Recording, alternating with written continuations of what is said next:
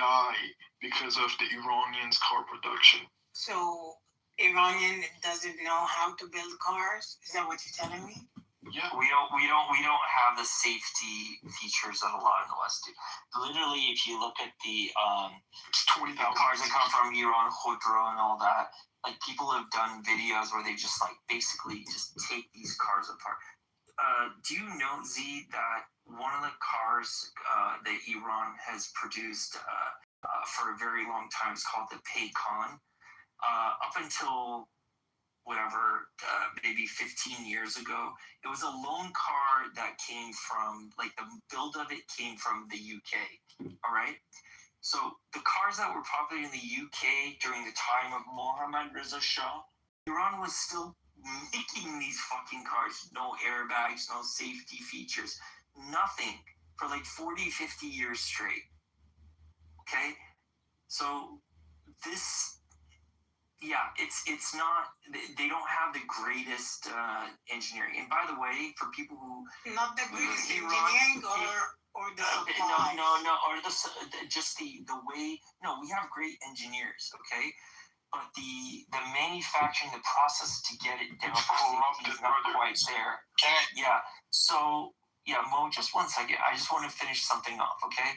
Z, do you know in Iran, people who have foreign cars, like Japanese cars, do you know after tariffs and stuff that they pay, those cars in dollars will cost more in Iran than they do like in the US?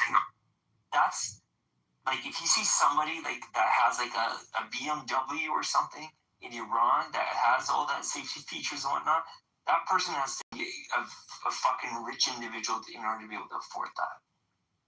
Okay. Yeah, that's all the Middle East pretty much because they're coming together. You cannot separate a country that is under sanction for that long, for them to even survive, make their own food, their own medicine, and the ability to have to even manufacture in the time. The world that we live in right now, okay? Yeah, it's my dream. I wish I could wave a wand and remove all sanctions on Iran. I can't do that. Nobody can. Okay? And we're just not powerful enough to do that. Okay? So we can sit here bitching, complaining about sanctions. I know I have myself, but it's not going to help. We have to think outside the box. We've tried so many different things and it hasn't worked. So what do we do? Okay, Z, tell me. How payment system, different Muslim financial system that is being created as we speak. So you're talking about getting off the U.S. reserve dollar? And why do you think all this wars is for? The push against the dollar. Petrodollar, yes, I get it. I get the fucking digital dollars and the digital currencies and all of this and what's happening in the world is that we are in as we speak. We don't know what's going to come out of it. The only thing is that Iran is holding on its dominance, its own independence. And Z, you know what? If that is happening right now, then the path that I was discussing, that could be worked in parallel with that. Those two things do not contradict one another. Agreed. But okay, for you to do that, America's hegemony on the world has to be broken, and that's why we are enjoying. And you say the noble lie, unfortunately, where you're not really with them. The means justifies the end, and that's not the right way because you're gonna produce the same system that you're already fighting it. It's not the right world that we want to be in for us and our children. Salaf, Sally.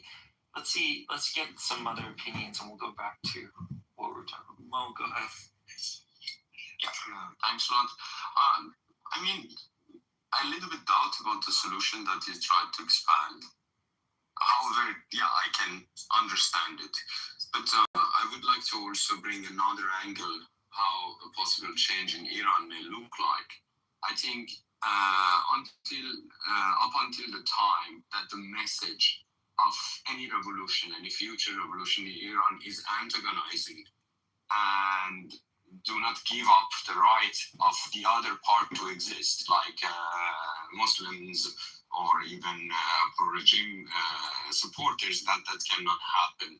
I think my idea about any revolution in the future is something that happened in South Africa, something that we never forget, but we forgive. And we include those who have maybe a national pardon. For a change is important.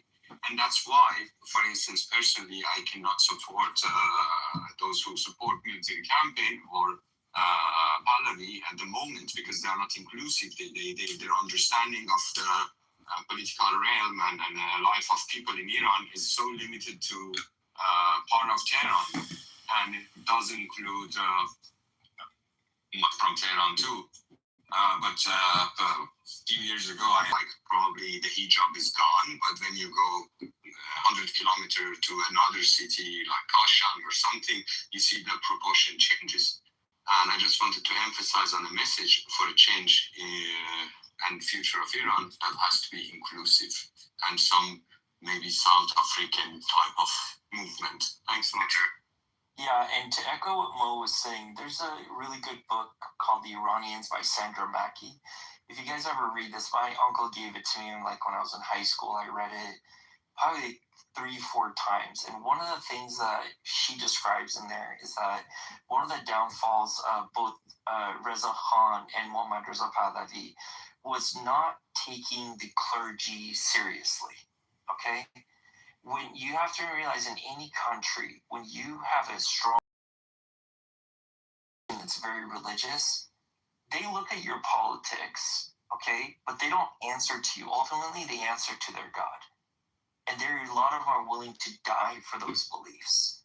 So in order to have the future of Iran, it has to be respectable, like Mo said, to even those religious peoples. You have to be able to be tolerant and respectful to people that you vehemently disagree with, whether it be by your religion or your politics or your ethnic groups or whatever. If there's not that level of tolerance, then Iran, as it stands now with its current borders, will not be able to survive. That's my opinion. Hi, Amrose. Welcome. Anytime. This is Magus here. Put me in your queue, Dr. Taco and Dr. Narges. I got you, Magus. Look, we're just going to go down on the order. Ace, are you there? Okay, looks like Ace isn't there. All right, let's go to Sally. You guys go Sally. ahead. I'll jump in. Okay. All right, thanks, Ace. Okay, Sally, are you there? Yeah. Can I talk? No, we're going to go in. Luca can go first. It's restored. Okay, all right, we'll go to Luca. Go ahead, Luca. Yeah, I was just wondering because I'm just looking at the broader picture, right? And Iran is Iran. Africa's Africa. So I don't know. I'm not Arab. But obviously, I used to just bring Iran to just Arabs because you see.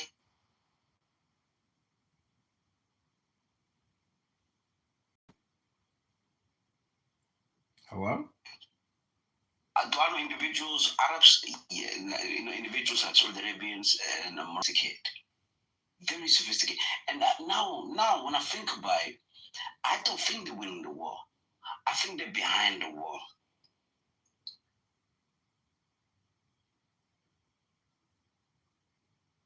Okay, thank you. All right, let's go to Magus. Magus.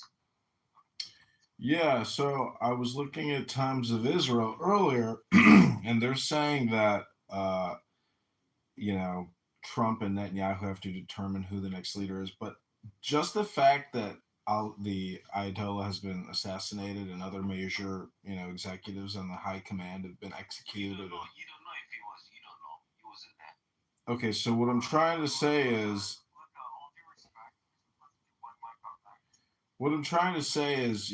even just based on my analysis of the news, if the news is even accurate, I'm just trying to say that it seems like, this settles old scores. And, I don't think a land invasion is happening. I don't think, a massive multi-pronged attack. Like they basically, they have been pulling off like top is now in, Tehran, Iran, and other cities in Iran, but they have avoided the type of total invasion like Afghanistan and Iraq.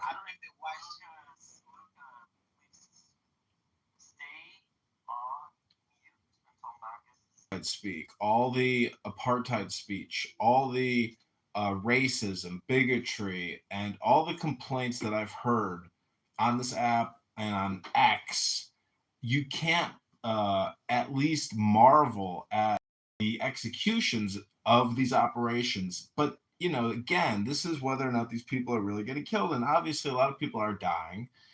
And, death by military industrial complex, it's not the preferred way to exit life. Let's just be honest. And so it's an unfortunate reality, but, the CIA is funded at $60 billion a year, and the Army and the Navy and the Marines and the whole Pentagon budget is $1.2 trillion a year. The economic philosophy and theory of civilization or war is to just continue to pay for infinite expansion of war until and Trump is urging France and urging Great Britain and other former World War II allies to join the fray. So I'm just trying to say that if the Iranians are smart, the new Ayatollah, the young man, either he will lead a new revolution of acceptance of the now, or essentially, creating some type of de-escalation and peace deal, or he too will probably be,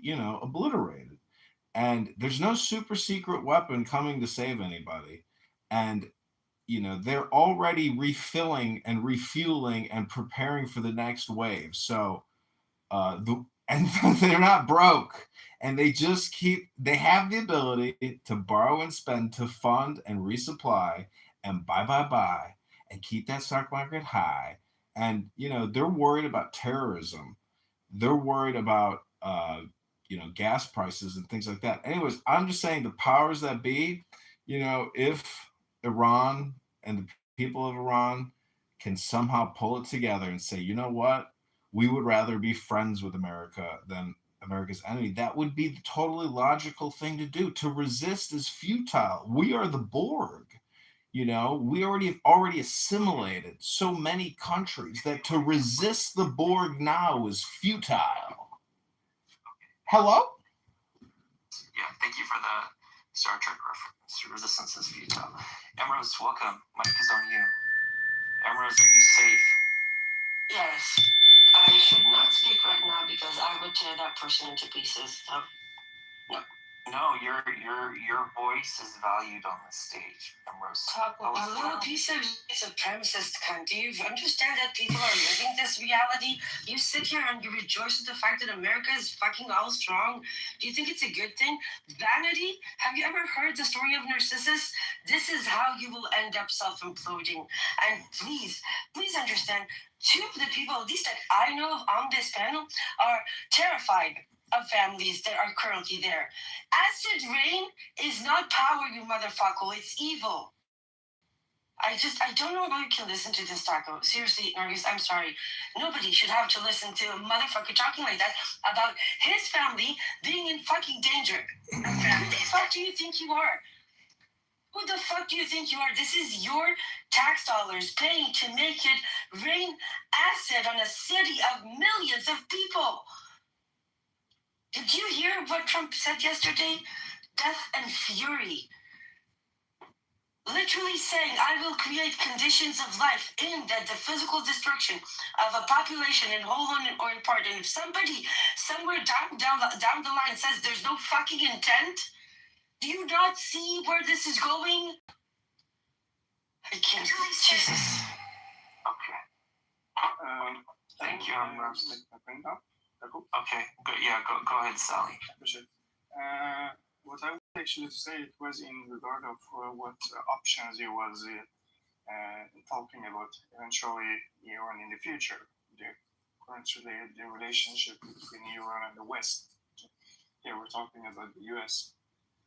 I think if you want to actually make a stable relation with Iran, is just like RCGI, it's just not a military power in Iran. It's the main center of the economic and industrial owners in Iran. they basically own the whole economy in Iran. So, and I believe if you have earned enough money through holding to the power, at one point you won't just go one step back and let other people fight for you because you can buy them with the money. So I believe throughout these last 47 years, there are a lot of our CGI and inside military people in Iran that they change their position to become a powerhouse and yeah, families that are currently elite there. with the money that they call it. It's not power, you If the US motherfucker. wants It's to evil. actually make a change in Iran, I mean, like having a relationship with them, making sure that this whatever is in Iran is in power, wants to have a connection with them, they have to hit those people, the people that wear suits and actually running Iran behind the cover. I don't know who they are, but most likely the best intelligence organizations in the world know or have a good assumption who's these people. My idea is that whatever changes happening in Iran is something that kind of been supported from a group of the powerhouse in Iran who a theocracy government just limits their money making. So this whole chaos was kind of also I know this maybe sounds like conspiracy theories. I have no proof of this, but I believe that people that was actually in the power in Iran, they just hit the limits of their money grabbing potential. And he was actually making a good point. If Iran become a good, if Iran have a good relationship with the West and all the sanctions go away, just imagine how much money they can make. Do you think you can encourage somebody to have a good relationship with you when you bomb them and you kill them and you destroy everything they know? Like, think about it. Do you have a good relationship? No, Iran didn't. Iran did. The regime did a lot of bad stuff. But the regime is not the Iranian people. And right now, the people suffering the most are the Iranian. Yeah, but that's 20 to 30 million enemy combatants. The IRGC has 20 million active soldiers prepared for war.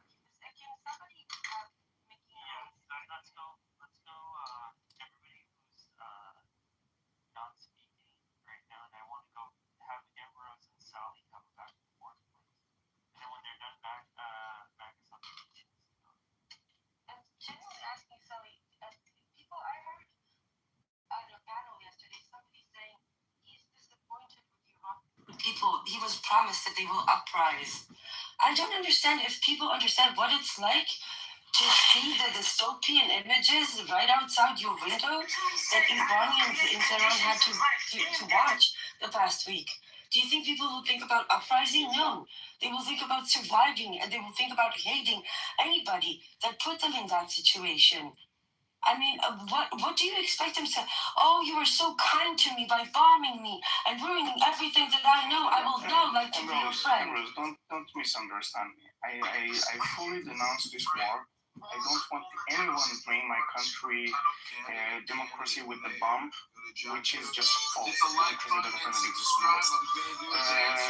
I don't want any of that, and I know it's the people that pay the price of this war. But for the people in power, neither in Iran or US, they doesn't care about us. All they think is how I can make the potential positions to make even more money. As I said, what is she? No, but what is she? What is she? What's she? What do you mean? What do you mean, Luca? Can you ask me? Yeah, look, I don't know what you meant by. Listen, a war is just two opposing funeral services. It's not total war. It's all a bluff. It's just a bluff. Nobody wants to destroy nobody. And the truth is, it's a funeral procession. And you guys are taking it into a megalomaniacal drama of epic proportions. control your screeching and learn how to do some transcendental meditation. And maybe, you won't have so much personal anxiety and conflict and friction in your life. Hello? Magnus, every word that you say, every word, every time you open your mic and you guys, one mic on me for a second. 1 second, Sally, please. Okay? We're not going to do 8 people talking at the same time. All right? When I call on you, please speak. Please keep it brief. And we'll have a back and forth. Okay? So let's go for Sally for 60 seconds. California was like 8, 9, 10, 11, 12, $13 a gallon. Marcus or Emrose that want to reply, 60 seconds, okay? Go ahead, Sally. I appreciate it. I just finish what you were saying. Every time you say something, it just shows me how much ignorant you are about what's happening in Iran, what's actually the nature of this conflict, and what's actually going through. Okay, you're just someone that just watch all the news and believe everything they say. But back to my point, and I actually want Taku or anyone that has more knowledge into this, just enlighten me more, because as I just said. And it was come to just making adding. I tried to enlighten you by saying, do some meditation. But I'm not a TV dummy like you think I am. You're projecting. You're not dumb, brother. You're not dumb. You're I appreciate it. Go ahead. I just want you to know your opinion about this idea that yes, RCG is the main economy powerhouse in Iran, not just the military. And how that can eventually connecting to the people that actually running RCG, they're the showrunners. Like, for example, I'm not sure, but for example, let's say Larijani and his family and his circle, there was people that was in the circle of the supreme leader, and the amount of money that they summed up throughout these years is just huge. They have a lot of money that they maybe don't know what they want to do with those money for the future. Okay, so I think I understand your question. I'm going to defer answering it to Mo. I think Mo might have a good answer. Mo, go ahead. 2 minutes to answer Sally's question. Yep. Actually, denying corruption in Iran is absolutely wrong. Iranian government, because they wanted to bypass the sanctions, has created a network of trustees. These trustees initially were chosen by loyal and also cherry-picked from a Revolutionary Guard. However, not necessarily those people are committed and loyal to where they come from. And that problem also exists. I do not entirely blame that part to the sanctions. However, I believe sanctions played a role in exacerbating the corruption in the system. So part of more pre-revolution, part of initially Revolutionary Guard members were cherry-picked and picked to take over certain deals. And, because Iranian government didn't want to expose, and there was no transparency, because you cannot bypass sanctions transparently because they're gonna blind it. So the corruption increased over the time, and that's a real issue in Iran. Just wanted Bingo, well said. This is what you guys need to talk about. Bingo, bingo, bango. We haven't even gotten to Rumi Jalal al-Din. When do we get to the Rumi poetry, the good part of the show? You're funny, Magus. Okay, I want to hear for some new voices. Let's go to Amir. Amir, are you there? Yeah, hello guys. Hello, Amir. If you'd like to speak, 2 minutes on you, uninterrupted. Go ahead, Amir. Yeah, sure. First of all, I can hear some voices that say, actually stop this war. It's the acid rain on the head of people. But this decision has been made. This regime, this Islamic terrorist regime, should go. Israel and U.S. taken this actually. You remember 2 minutes. He gave you 2 minutes. Only 2 minutes. Okay, remember me. Hey, Luca, please. Okay, why are you interrupting me? I can actually You always understand. forgetting me. You always forgetting me. You always forgetting me. Okay, please shut up. And this decision has been made, and they know what are they doing. The reason that they are going to Iran to actually attack Iran is not just actually saving the Iranians from this pathetic regime. It's not that's it. It's because Iranian people is the only nation in the region that are not have not tied with Islam in compare of other countries in the Middle East. And Israel, especially Israel, know that people in Iran, not all of them, at least 7%, about 60 million of them are actually Iranians through Persians, and they want actually to be back on Israel, and Israel know that, and Israel wants this ally in the region, and this decision has been made. Those who are actually saying this war is not good for people. Want that. People want to get rid of these bastards. Okay, let me moderate this. Amir, I'd like to moderate real quick so people understand what you're talking about.